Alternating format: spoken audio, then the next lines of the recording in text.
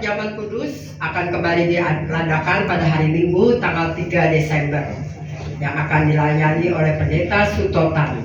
Diharapkan jemaat dapat mempersiapkan diri dengan baik untuk menerima sakramen Perjamuan Kudus pada minggu depan ya.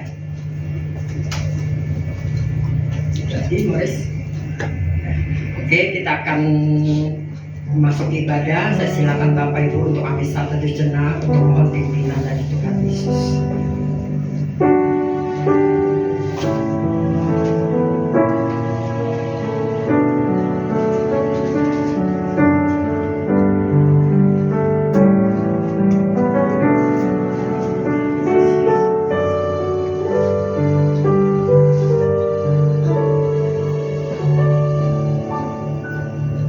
Amin. Saya undang untuk bangkit berdiri, kita nyanyikan prosesi pertama nomor dari KPPK nomor 18, Mulia Bagi Namanya.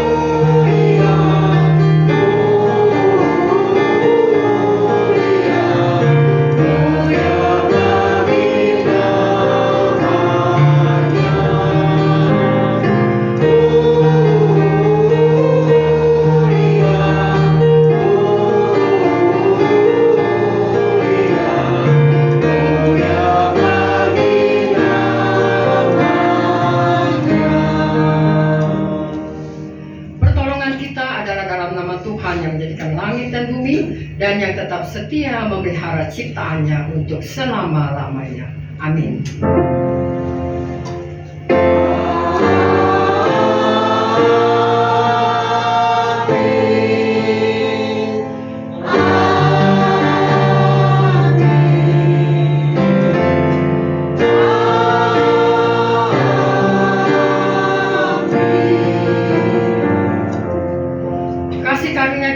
Sejahtera dari Allah Bapa kita dan dari Tuhan Yesus Kristus menyertai saudara sekalian. Tuhan besertamu. Dan besertamu. Silakan kembali.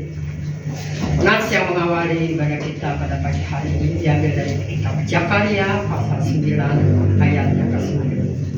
Bersorak-sorailah dengan nyaring, hai putri Sion. Bersorak-sorailah, hai putri Yerusalem.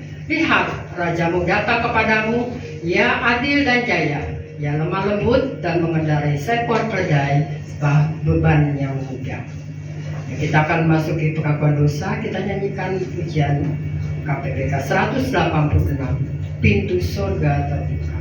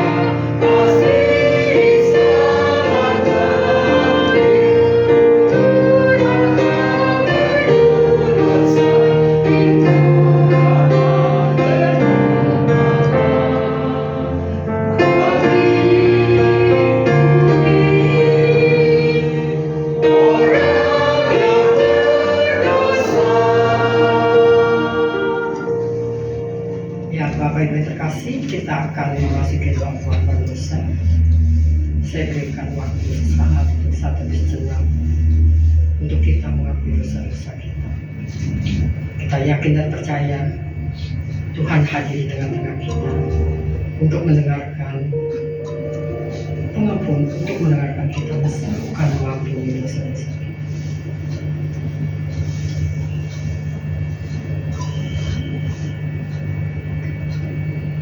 Tuhan Yesus yang bertata dalam surga, pada pagi hari ini kami datang kepadamu. Kami merendahkan diri kami untuk kami menghapus segala dosa-dosa kami. Ampuni ya Tuhan, ampuni segala dosa-dosa kami. Kami percaya Engkau hadir di tengah-tengah ini. Kau sudah berkati pada kami pada hari ini. Berikan kami untuk kami mengakui segala dosa-dosa kami. Sekali lagi ampuni dan maafkan segala kesalahan kami. Kau berkati ya Tuhan setiap kami semuanya Tuhan. Kau berkati jemaat-jemaat-Mu, Kau berkati hamba-Mu, Pendeta Sutotan yang akan berfirman-Mu pada hari ini. Buka hati kami ya Tuhan, apa yang firman yang Kau sampaikan pada kami ya Tuhan. Sekali lagi kami serahkan ibadah ini selanjutnya dalam tangan-Mu sampai selesai. Kau berkati, Kau pakai kami semua Tuhan untuk memuji Engkau dan Engkau. Terima kasih ya Tuhan Yesus. Hanya di dalam nama Yesus kami berdoa, ucap syukur. Haleluya. Amin. Ya jemaat bagi berdiri, kita mendengarkan berita anugerah. Berita anugerah pada hari ini diambil dari kitab Wahyu Wahyu 5 ayat 12 dan 13. Katanya dengan suara nyaring, anak domba yang disembelih itu layak untuk menerima kuasa dan kekayaan dan hikmat dan kekuatan dan hormat dan kemuliaan dan puji-pujian. Dan aku mendengar semua makhluk yang di surga dan yang di bumi dan yang di bawah bumi dan yang di laut dan semua yang ada di dalamnya berkata, bagi Dia yang duduk di atas tahta dan bagi anak domba Allah adalah puji-pujian dan hormat dan kemuliaan dan kuasa sampai selama-lamanya. Demikianlah berita anugerah dari Tuhan. Damai Tuhan beserta kita.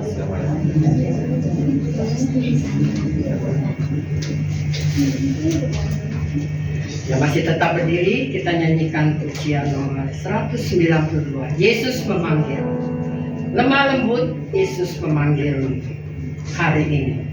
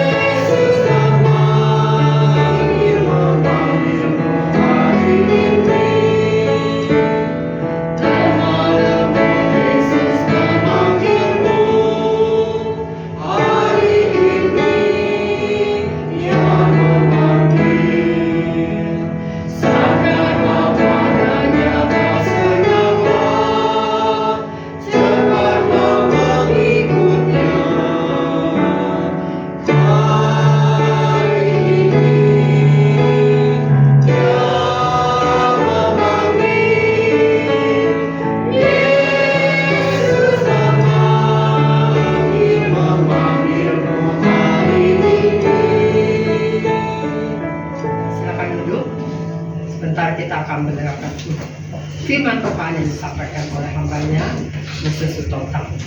Sebelumnya kita akan menerangkan pujian dari persembahan pujian dari vokal dan kilas. Saya silakan.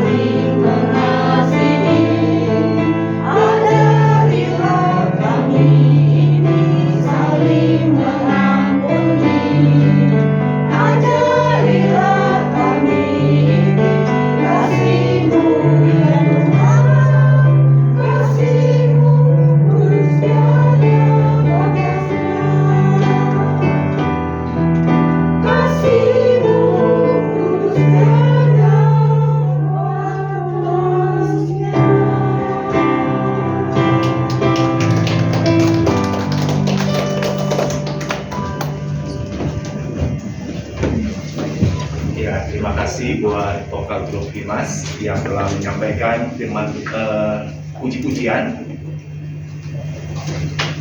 Kalau kita mendengar syair dari lagu itu kan indah sekali ya sebetulnya. Dan itulah yang harusnya kita hidupi sebagai umat Tuhan. Bukan hanya sekedar kata-kata yang indah, lagu yang indah, bicara tentang kasih, tapi kalau kita nggak menghidupinya itu nggak ada maknanya. Kita akan mempersiapkan hati kita untuk kita berdoa sebelum firman Tuhan disampaikan pada pagi hari ini. Mari kita akan berdoa. Tuhan, kami bersyukur kesempatan yang kembali Tuhan anugerahkan bagi setiap kami pagi hari ini. Di dalam ibadah yang kami ikuti bersama-sama, kami mendapat kesempatan untuk bisa mendengar kembali pemberitaan firman. Engkau berbicaralah kepada kami Bapa, kami telah siap untuk mendengarkannya. Roh Kudus tolong kami, berikan kami pencerahan, sehingga kami bisa mengerti apa yang kami dengar, dan kami pun bisa melakukan firman itu dalam hidup kami.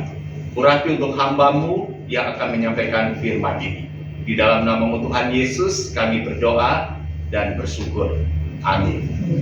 Kita akan buka bersama-sama Alkitab kita dari Injil Matius pasal yang ke-21 ayat 1 sampai ayat yang ke-11.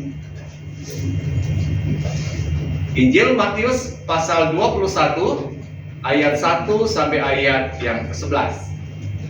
Kita akan baca bergantian. Saya akan membaca ayat yang bernomor ganjil, kemudian jemaat sekalian akan membaca ayat yang bernomor genap, bergantian sampai ayat yang ke-11. Yesus dieluk-elukan di Yerusalem.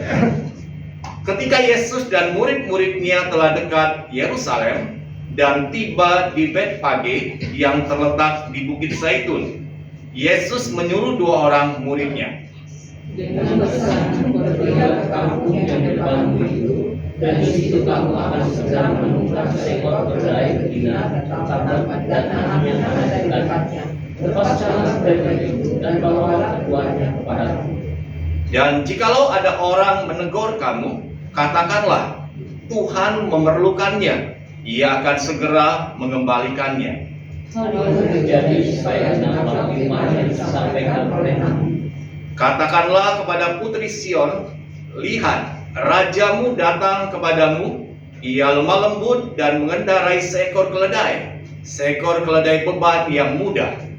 Maka berbilang murid-murid itu dan berbuat seperti yang ditugaskan Yesus kepada mereka. Mereka membawa keledai betina itu bersama anaknya, lalu mengalasinya dengan pakaian mereka, dan Yesus pun naik ke atasnya. Orang banyak yang sama-sama dengannya menempatkan pakaiannya di jalan. Ada pula yang memotong ranting dari pohon-pohon dan menyebarkannya di jalan. Dan orang banyak yang berjalan di depan Yesus dan yang mengikutinya dari belakang berseru katanya, Hosana bagi anak Daud, diberkatilah dia yang datang dalam nama Tuhan, Hosana di tempat yang maha tinggi. Dan ketika ia masuk ke Yerusalem, para kota itu dan orang berkata, siapakah orang ini? Dan orang banyak itu menyahut, inilah Nabi Yesus dari Nazaret di Galilea. Demikianlah firman Tuhan. Yang berbahagia kita yang membaca, merenungkan, dan yang melakukan firman itu dalam hidup kita. Haleluya. Haleluya. Haleluya. Haleluya.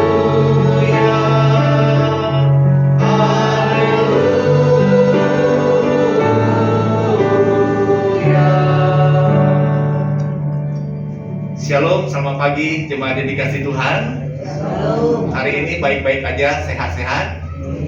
Amin, puji Tuhan. Ya, kita sekarang ini sudah memasuki minggu terakhir di bulan November.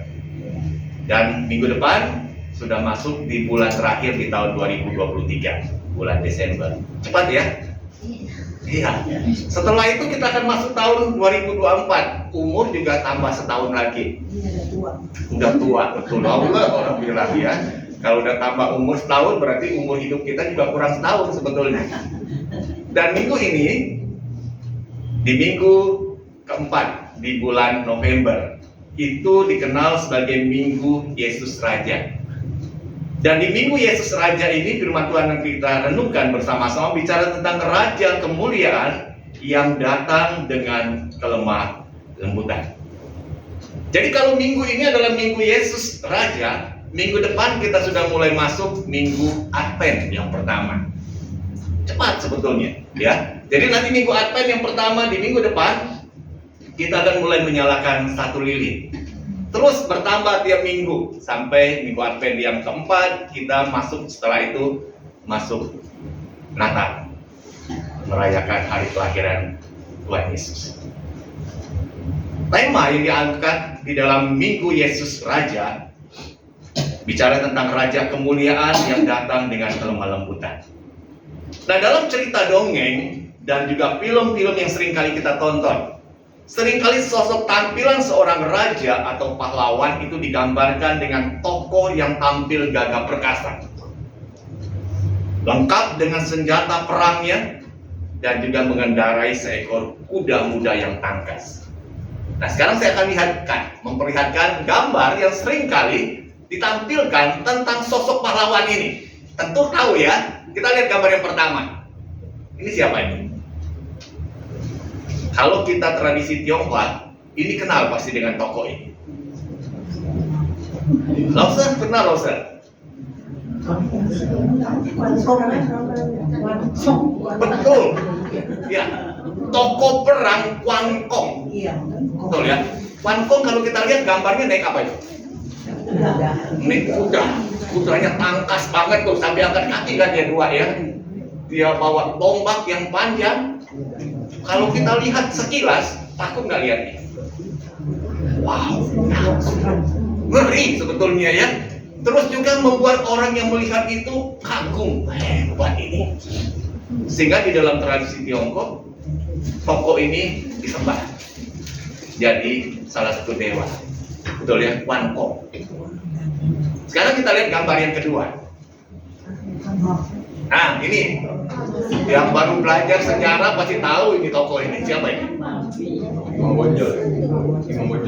Wih, bukan Imam Bonjol, mana nanti dia? Diponegoro. Ya. Tahu? Ibu Pomi tahu ini tokoh siapa? Nggak tahu ya? Diponegoro. Ibu Pola tahu tokoh siapa? Nggak tahu juga. Nanya si Olive dah. Ini siapa nih? Pangeran Diponegoro, betul. Ya, patung-patung yang dibuat ketika menggambarkan Pangeran Diponegoro, dia menunggangi seekor kuda. Kudanya ini warnanya hitam, biasanya suka kuda putih biasanya. Jadi dia naik kuda, begitu gagah, ada keris. Jadi waktu orang lihat, wah hebat ini pahlawan ini. Ya, gagah perkasa. Terus gambar yang ketiga kita lihat. Nah, ini naik apa dia? Ini bukan naik kuda ini. Naik unta. Ini kira-kira terjadi di mana ini? Kalau naik unta model ini? Di dunia Arab. Jadi orang-orang Arab itu kalau mau perang dia jarang pakai kuda karena kuda nggak kuat di gurun, terlalu panas. Ya, tapi dia naiknya onta karena onta itu binatang gurun yang kuat untuk pergi berperang. Jadi ketika dia naik onta, gagah kan? Dia bawa senjata, betul? Itu ada senjatanya loh, agak panjang itu. Ini pasukan yang siap untuk berperang dengan mengendarai onta, pasukan onta. Beda dengan kalau kita lihat gambar yang keempat. Nah, ini. Kalau kita lihat gambar ini gimana kita lihatnya? Takut nggak? Nggak, lucu kita lihat, betul kan? Binatang keledai itu binatang yang imut-imut mukanya. Lucu. Karena memang dia bukan dipersiapkan untuk pergi perang. Keledai itu dipersiapkan untuk mengangkat beban. Terus gambar yang kelima. Ini gambar apa? Gambar lukisan Yesus yang masuk ke Yerusalem yang tadi beritanya kita baca di dalam Injil Matius pasal 21. Yesus masuk ke Yerusalem naik apa? Naik kuda, kuda hitam, kuda putih sambil angkat kaki seperti Quan Kong tadi, atau naik onta? Ya. Dia naik seekor keledai. Keledainya juga dicatat tadi keledai betina lagi. Bawa anak lagi keledainya, betul kan? Kan lucu bagi kita kalau kita lihat di sini. Dan itulah gambaran yang diberikan oleh firman Tuhan bicara tentang pribadi Yesus ketika dia masuk ke Yerusalem. Dia nggak memposisikan dirinya seperti seorang raja perang. Bawa senjata lengkap, bawa pedang, bawa tombak, enggak. Yesus bawa apa itu kalau kita lihat di gambarnya? Ada bawa senjata, pedang? Bawa nggak? Berarti dia bawa nggak kira-kira? Enggak. Dia kelihatan seperti bawa tangan kosong aja, betul kan?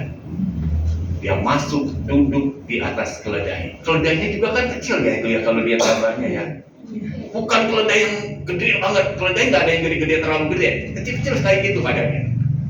Yesus hadir masuk di Yerusalem dengan mengendarai keledai beban.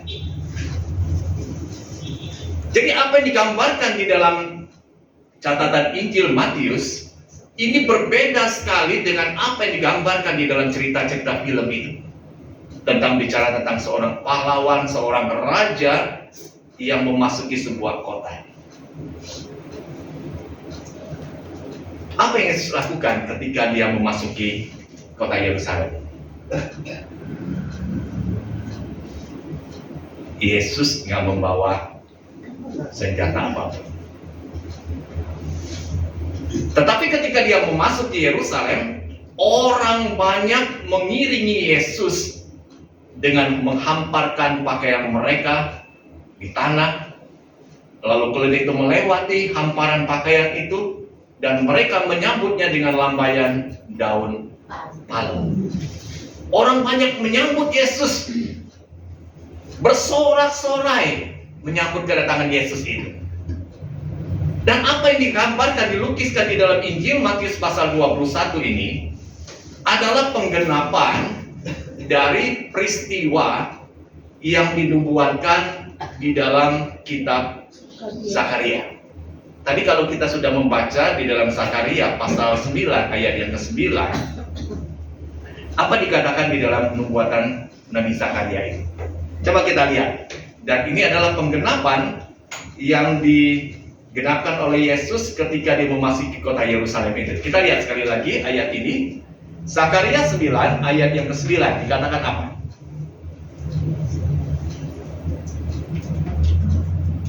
Bersorak-soraklah dengan nyaring, hai putri Sion. Bersorak-sorailah, hai putri Yerusalem. Lihat, rajamu datang kepadamu. Ia adil dan jaya, ia lemah lembut dan mengendarai seekor keledai. Seekor keledai beban yang mudah. Luar biasa ya. Ini nubuatan yang telah diberikan jauh sebelum peristiwa Yesus masuk ke Yerusalem itu terjadi. Digambarkan sosok pribadi Yesus yang penuh dengan kelembutan itu mengendarai seekor keledai. Kalau misalnya Ibu Aili hadir waktu itu, Ibu Aili takut nggak ketemu melihat sosok Yesus yang naik keledai itu? Takut. Yang benar naik keledai takut dia. Beda dengan kalau kita lihat gambar pertama tadi. Pankong naik kuda gagah perkasa, betul, bawa tombak. Kalau kita lihat dia lewat di depan kita, takut nggak? Takut. Kita mungkin lari terbirik-birik. Ya, takut. Tapi kalau lihat pribadi Yesus ketika dia datang naik seekor keledai beban, takut nggak kira-kira sih? Masih takut juga Ibu Aili?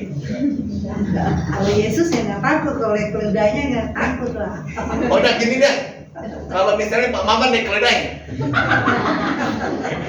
Pak Maman pernah naik keledai nggak Pak? Pernah ya? Kalau misal Pak Maman datang ke rumah Ibu Aili naik keledai, Ibu Aili takut nggak kira-kira ketemu? Takut. Takut juga. Kalau semua takut ini, emang Ibu Aili takut sama keledai kali ya? Iya. Aku takut sama keledai. Takut. Berarti nanti kalau ke kebun binatang jangan masuk ke kandang keledai kan? Ya. Jadi kalau kita lihat, waktu kita menyaksikan misalnya orang-orang pada waktu itu melihat Yesus masuk ke Yerusalem dengan keledai, itu membuat sebuah kenyamanan sebetulnya, ketenangan. Karena kalau seorang itu naik kuda masuk ke sebuah kota, kota jadi gempar. Apalagi kalau dia lengkap dengan senjata-senjata perang, karena dia akan membawa dampak besar. Mungkin juga membawa kekejaman di kota. Bisa juga dia membunuh orang-orang di kota itu. Tetapi ketika Yesus masuk ke kota Yerusalem, dia mengendarai seekor keledai, itu memberikan kesejukan, kenyamanan. Sehingga orang-orang menyambut dia dengan sorak-sorai. Ya, karena kehadiran Yesus itu membawa damai. Terus bagaimana sifat raja yang datang ini? Tidak menakutkan, dia tidak bengis, dan dia juga tidak kejam. Kita perhatikan ya gambar itu.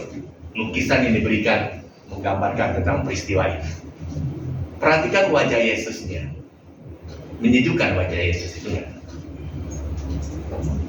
Wajahnya garang nggak? Nggak ya?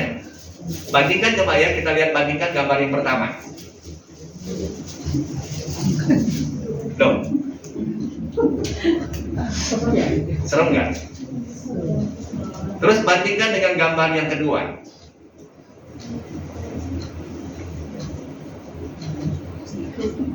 Serem, apalagi waktu dia angkat keris kayak gini. Wah, takut gitu. Betul kan? Hanya kencang dia. Tuh, tapi waktu Yesus hadir, wajahnya penuh dengan kelembutan, damai yang memasuki kota itu. Orang-orang menyambutnya dengan sorak-sorai. Dan inilah nubuatan yang telah diberikan oleh Zakaria dan digenapi pada peristiwa ini. Nah, bagaimana sifat raja yang datang itu? Dikatakan dia tidak menakutkan, tidak bengis, dan tidak kejam. Ia adil dan jaya, dikatakan tadi. Ia juga penuh dengan kelemah lembutan, sehingga waktu dia hadir, dia bisa merangkul semua orang yang menantikan kedatangannya. Dan orang-orang itu mendapatkan ketenangan dan kedamaian. Padahal kalau kita mengikuti sejarah, Israel pada masa itu berada di penjajahan Romawi. Ya, penjajahan Romawi. Kalau Bapak Ibu yang pernah mengalami penjajahan pada zaman Jepang, kalau pada zaman Belanda kayaknya udah lewat semua ya. Kalau pada zaman Jepang mungkin masih ada dari antara kita yang hadir hari ini. Loso pernah ngalami ya pada zaman Jepang ya? Pernah ya?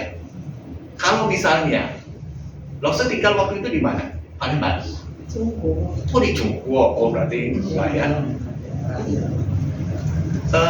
Ibu Sucian mungkin ya, ngalamin zaman Jepang. Belum ngerti.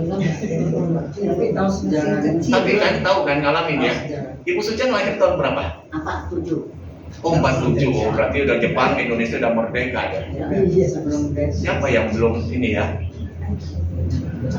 Pola. Ibu Pola ngalamin zaman Jepang. Dikunci sih ya, ada tahu. Hah? Masih kecil lah. Nggak tahu kan Itu itu angkatan lama kita. Iya. Tapi sejarahnya saya tahu. Tahu ya. Begitu Jepang masuk itu yang di kebun babinya semua. Ngeri ya. Mulai. Betul kan? Dalam suasana penjajahan seperti itu, kalau ada pihak yang masuk bawa senjata, wah menakutkan sekali. Betul. Saya suka dengar cerita-cerita dari orang-orang tua, cerita tentang zaman Jepang itu, waduh menakutkan banget tuh. Jadi Israel pada masa itu berada dalam kondisi mereka terjajah oleh Romawi, ya, terjajah oleh Romawi. Mereka mungkin berada dalam situasi yang tertekan, takut akan sosok penjajah itu yang siap menggunakan senjata perang mereka untuk membunuh orang-orang itu. Tetapi beda ketika Yesus masuk ke Yerusalem, dia tampil seperti sosok raja kemuliaan yang penuh dengan kelembutan. Sehingga apa yang menjadi nubuatan Nabi Zakaria dikatakan, dia itu adil dan jaya, ia lemah lembut, sehingga setiap orang boleh mendapatkan ketenangan dan kedamaian. Dan ini dia wujudkan dengan apa yang dia pakai sebagai tunggangannya, yaitu seekor keledai. Keledai ini keledai punya milik sendiri nggak ya?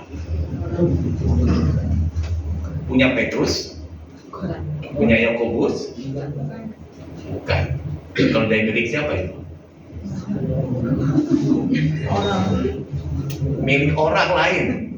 Cuma minjem keledai itu. Dan inilah luar biasa pribadi Yesus itu. Di dalam kesederhanaan dia bisa menunjukkan sosok pribadi raja kemuliaan itu. Pertanyaan kedua yang bagi kita pertanyakan, mengapa Yesus dianggap layak sebagai raja kemuliaan yang penuh dengan kelemah lembutan itu? Kita lihat seperti apa dicatat di dalam kitab Wahyu. Kitab Wahyu pasal yang kelima. Coba kita lihat sekali lagi apa yang tadi sudah dibacakan di dalam berita anugerah. Wahyu pasal yang kelima, ayat 12 dan ayat yang ke-13. Ini menjadi alasan pribadi Yesus itu layak disebut sebagai raja kemuliaan itu. Ayat yang ke-12 dikatakan seperti ini. Katanya dengan suara nyaring, anak domba yang disembelih itu layak untuk menerima kuasa dan kekayaan dan hikmat dan kekuatan dan hormat dan kemuliaan dan puji-pujian. Luar biasa ya. Gambaran Yesus sebagai anak domba yang sudah disembelih. Dia sudah mati tergantung di atas kayu salib itu. Dia rela memberikan nyawanya untuk mati bagi manusia yang berdosa itu. Dan dia layak dikatakan untuk menerima segala kuasa itu. Bahkan dituliskan di ayat yang ke-13. Di dalam penglihatan yang didapatkan oleh Yohanes, dia katakan seperti ini. Dan aku mendengar semua makhluk yang di sorga dan yang di bumi dan yang di bawah bumi dan yang di laut dan semua yang ada di dalamnya berkata, bagi dia yang duduk di atas tahta dan bagi anak domba adalah puji-pujian dan hormat dan kemuliaan dan kuasa sampai selama-lamanya. Jadi pengakuan Yesus itu adalah raja kemuliaan diucapkan oleh siapa?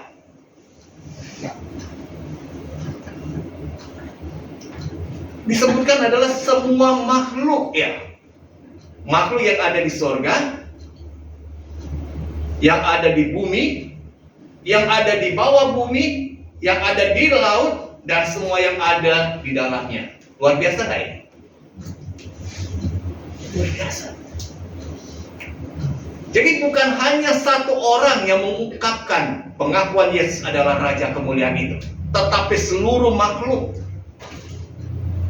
Berarti kita, orang-orang yang percaya kepada Kristus, patut bangga nggak untuk pribadi Yesus ini?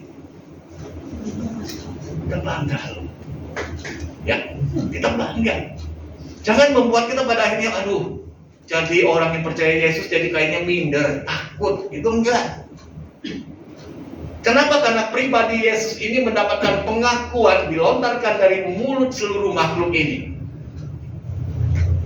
Beda dengan kalau kita lihat tokoh-tokoh yang ada di dunia ini. Baru juga dikenal, punya jabatan sedikit, orang puji-puji dia bangga, dia lupa diri. Bisa kan? Padahal yang puji dia baru cuma berapa gelintir orang.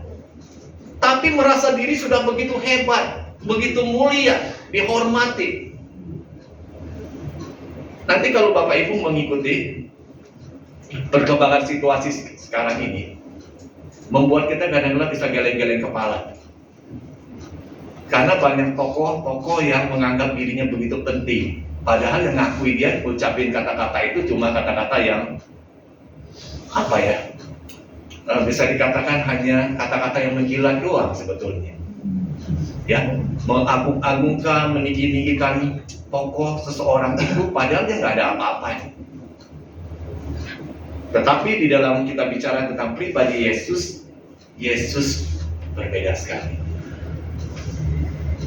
Ungkapan dari kitab Wahyu ini tentang pengakuan dari semua makhluk, bukan hanya di bumi, tapi juga di surga.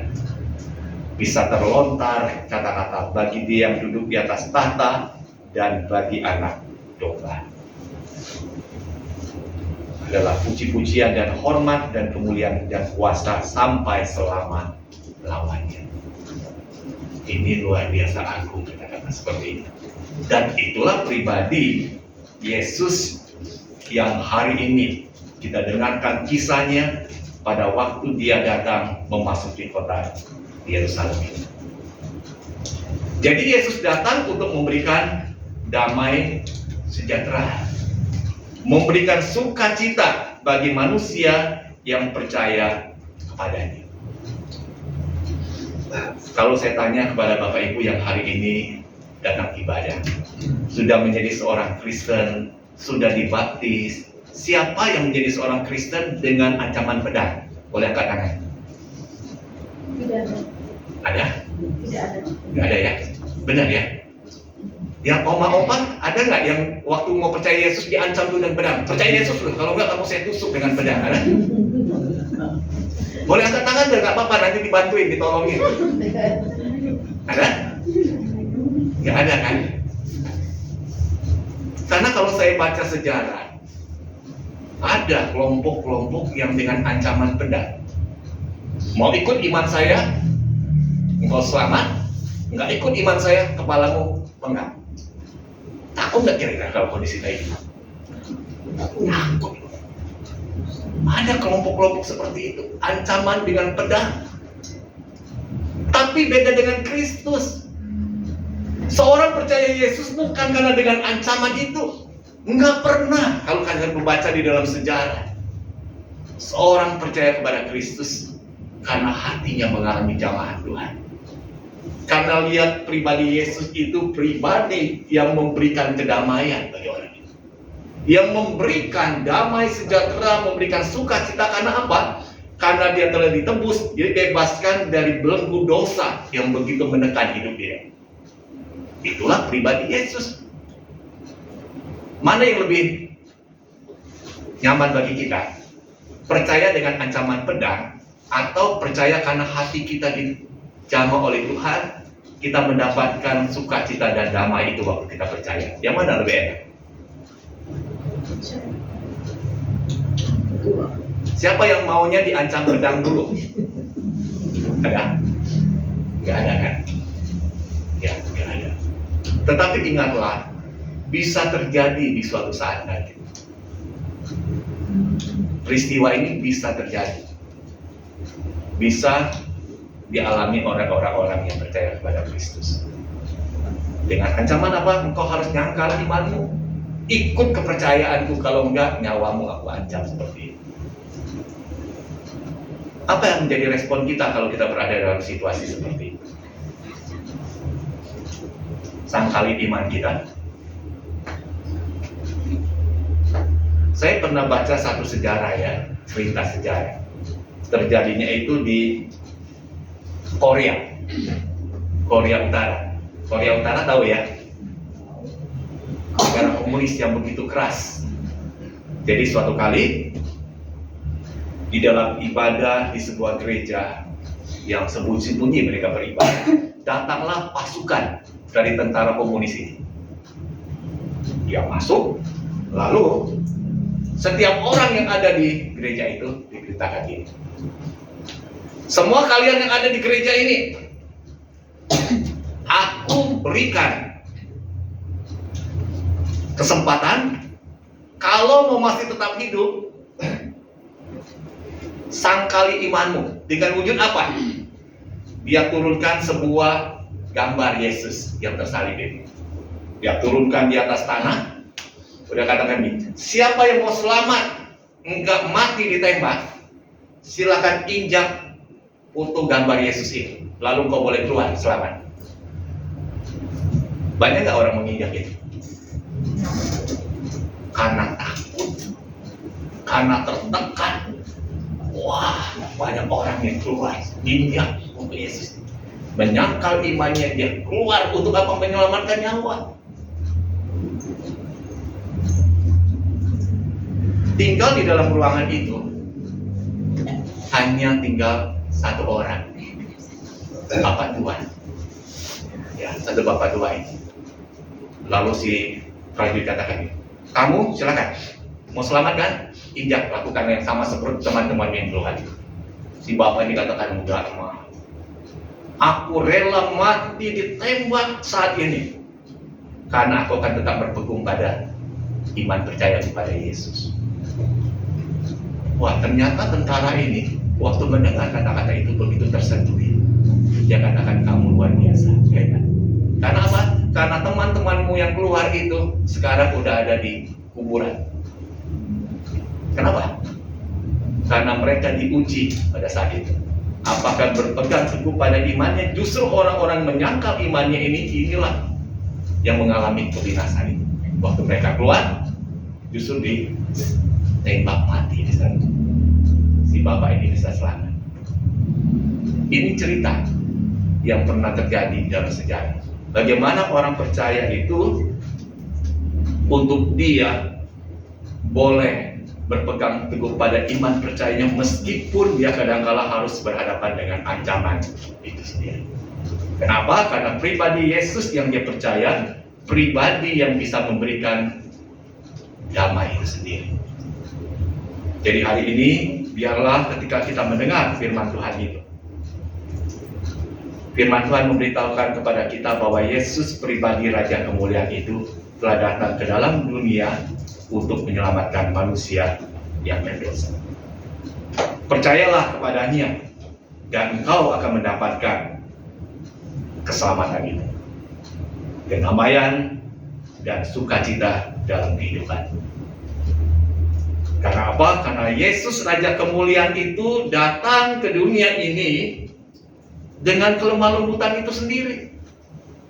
Sehingga waktu kita menerima dia, kita menanggapi panggilan dia, kita pun juga mengalami kehangatan kasih Kristus itu.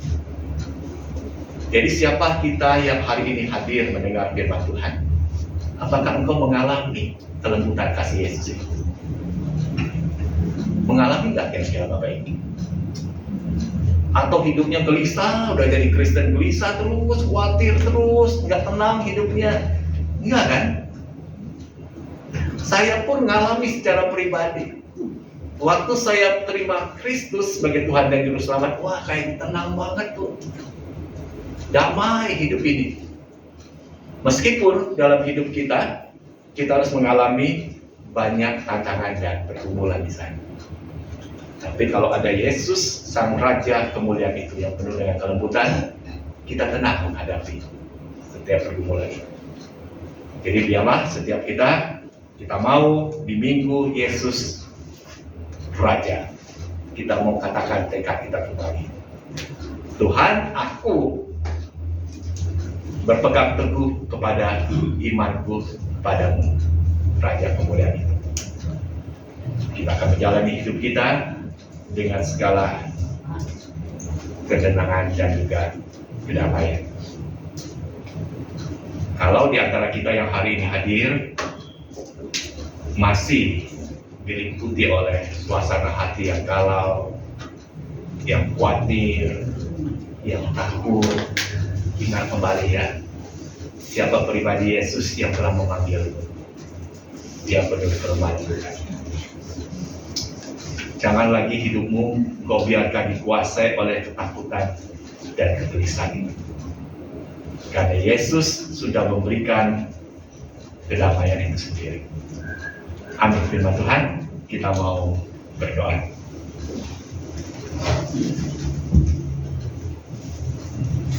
Tuhan, kami bersyukur di minggu Yesus Raja.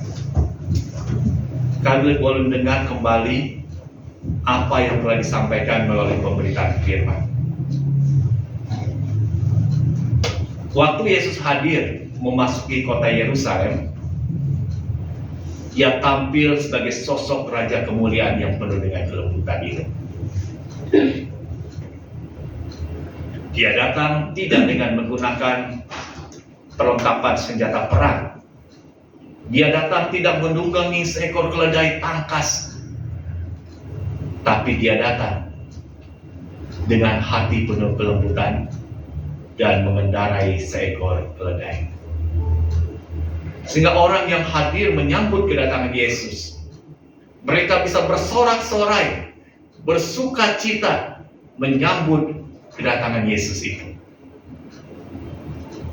Tuhan kami pun sebagai orang yang percaya kepada Yesus, kami percaya kepada Yesus bukan dengan ancaman pedang, tetapi kami merasakan jamahan kasih Yesus yang lembut itu, yang memanggil kami, yang menebus kami.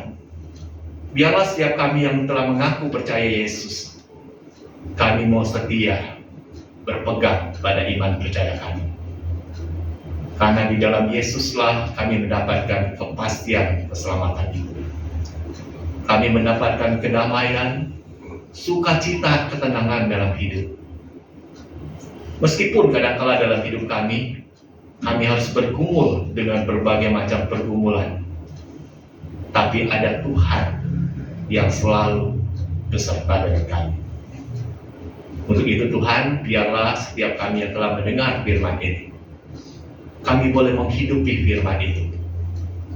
Jikalau ada di antara kami yang hari ini hadir dalam ibadah, kami berada di dalam suasana hati yang galau, yang khawatir, yang dikuasai oleh ketakutan, biarlah kami ingat kembali kepada Tuhan Yesus, Raja kemuliaan yang penuh kelembutan itu. Tuhan, kami berdoa bagi setiap jemaat yang sedang bergumul dalam hidup mereka, sakit penyakit yang sedang menggerogoti tubuh mereka. Biarlah Engkau menolong, beranugerah untuk menjamah, memulihkan, dan menyembuhkan.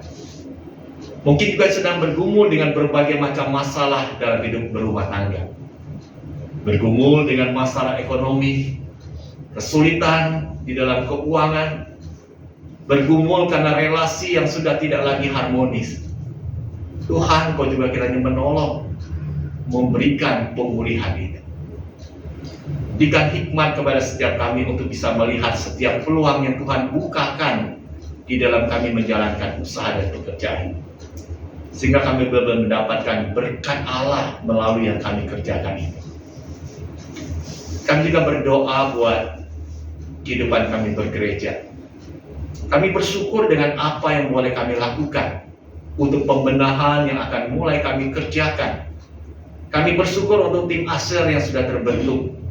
Biarlah mereka boleh terus dengan semangat yang berapi-api untuk menyambut, memperhatikan setiap jemaat yang hadir di dalam ibadah.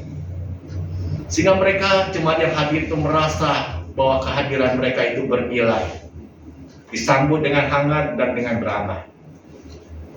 Tuhan, tolong di dalam kami akan mengembangkan akan gereja ini. Pakai setiap kami sebagai alat di tangan Tuhan untuk menyatakan kasih Kristus itu.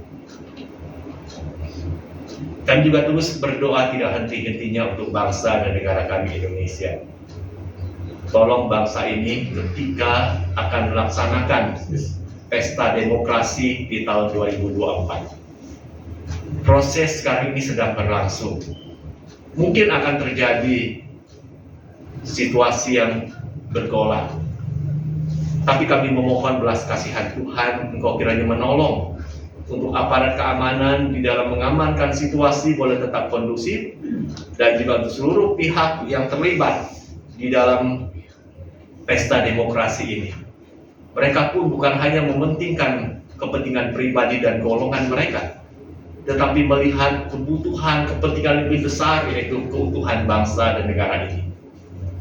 Berikan kami hikmat sebagai warga masyarakat yang akan menggunakan hak pilih kami, sehingga kami boleh memilih pemimpin yang tepat bagi bangsa ini. Berdasarkan apa yang Tuhan tanamkan dalam hati kami, hikmat itu kami serahkan siapapun yang akan melanjutkan kepemimpinan atas bangsa ini adalah pemimpin yang terbaik yang telah Tuhan tentukan sendiri karena Engkau melihat hati setiap orang itu. Terima kasih Bapa. Inilah doa syafaat kami yang pada pagi ini telah kami sampaikan di hadapan Engkau, dan kami akan menyempurnakan syafaat ini dengan doa yang Yesus ajarkan bagi kami. Bapa kami yang di surga, dikuduskanlah namamu, datanglah kerajaanmu, jadilah kehendakmu di bumi seperti di surga. Berikanlah kami pada hari ini makanan kami secukupnya, dan ampunilah kami akan kesalahan kami, seperti kami kita mengampuni orang yang bersalah kepada kami.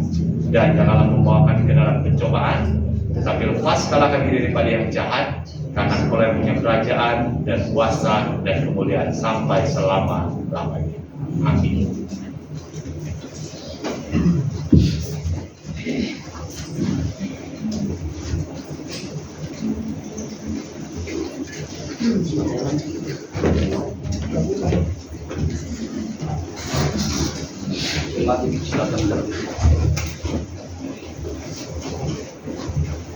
Marilah kita bersama dengan umat Allah di masa lalu, masa kini, dan masa depan mengingat pengakuan pada baptisan kita menurut pengakuan iman Rasul. Aku percaya kepada Allah, Bapa yang Maha Kuasa, Bapa yang dan kepada Yesus Kristus, Anak yang tunggal Tuhan kita, yang dikandung daripada Roh Kudus, lahir dari anak darah Maria, yang menderita sengsara di bawah pemerintahan Pontius Pilatus, disalibkan mati dan dikuburkan, turun dalam kerajaan maut. Pada hari yang ketiga, bangkit pula dari antara orang mati, naik ke surga, duduk sebelah kanan Allah, Bapa yang Maha Kuasa, dan dari sana Dia akan datang untuk menghakimi orang yang hidup dan yang mati. Aku percaya kepada Roh Kudus, gereja dan kebenaran, persekutuan orang kudus, pengampunan dosa, kebangkitan orang mati, dan hidup yang kekal. Amin. Silakan duduk.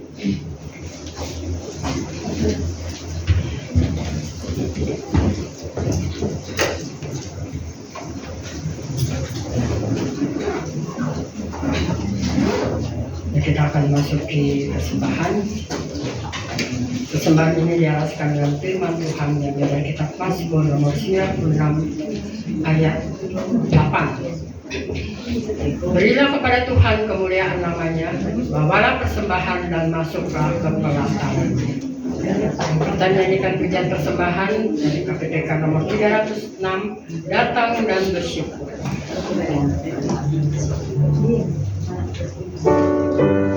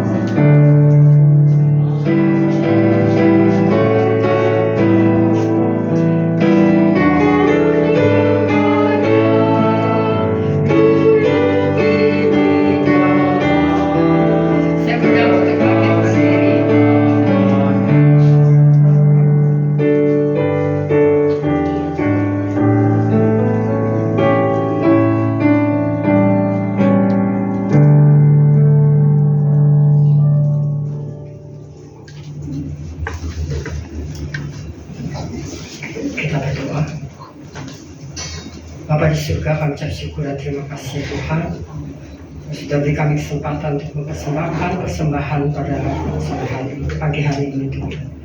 Kau berkati persembahan kami ya Tuhan. Berkati juga jemaat-jemaat-Mu yang sudah memberikan persembahan Tuhan. Terima kasih ya Tuhan. Kau berkati persembahan ini. Kau berkati juga majelis yang mengelola persembahan ini untuk memperluas kerajaan-Mu di tempat ini. Terima kasih ya Bapak. Hanya di dalam nama Yesus kami berdoa dan mengucap syukur. Haleluya. Amin. Kita akan menyanyikan pujian nomor 199 Jaminan Mulia. Dan nanti kita akan menerima doa berkat dari hambanya Musa Sutopo.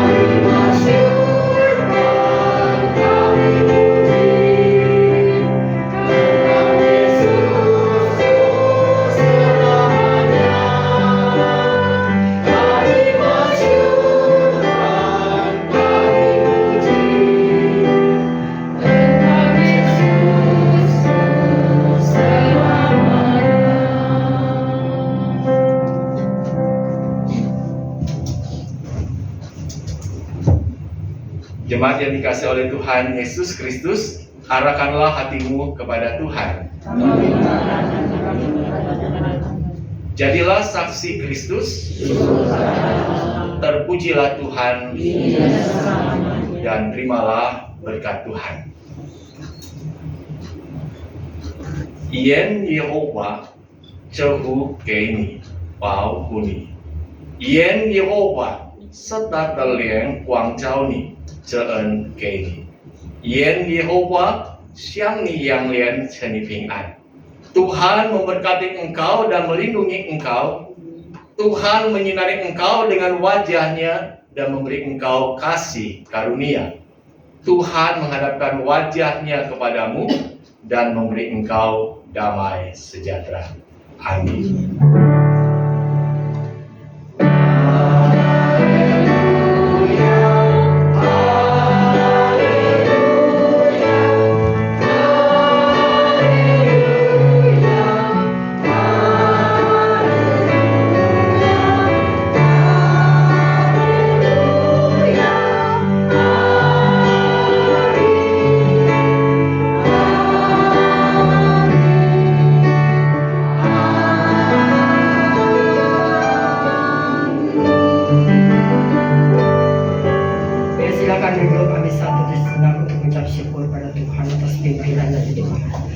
Siang, Tuhan berkati kita semua.